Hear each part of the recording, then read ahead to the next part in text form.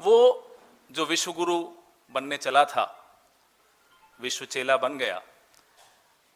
और पिछले कई दिनों से हम और आप विश्लेषण कर रहे थे, अगर हमारी विदेश नीति इस तरह की ढुलमुल नहीं होती, कमजोर नहीं होती, कायराना नहीं होती, तो भारत कितने बड़े नुकसान से बच सकता था।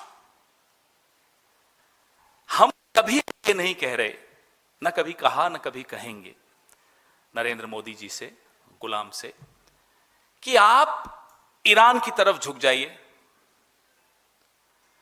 हम सिर्फ और सिर्फ इतना कह रहे हैं, कहते आए हैं, और आपसे, इस देश से, पूरे विश्व को उम्मीद भी यही थी कि आप सीधे खड़े रहिए, कि आप नियम आधारित व्यवस्था पर चलिए, रूल्स बेस्ड ऑर्डर पर चलिए, क्योंकि हिंदुस्तान हमेशा नियम आधारित व्यवस्था का हिमायती रहा है।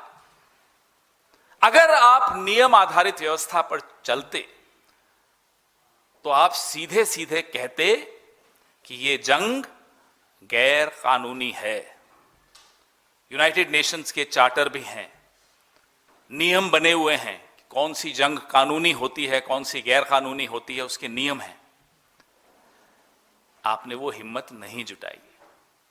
आप सीधे तो दूर छोड़िए, आप बिछ गए, लेट गए, नतमस्तक हो गए, साष्टांग दंडवत प्रणाम करने लगे साहिब और बीबी को। मुझे याद है, प्रधानमंत्री जापान की यात्रा पे गए, लौटे और 24 घंटे में जापानीज प्राइम मिनिस्टर का इस्तीफा हो गया। तब भी हमने आवाज उठाई कि आपकी क्या इंटेलिजेंस है, क्या आपको इनपुट्स मिलते हैं आपके मंत्रालय से।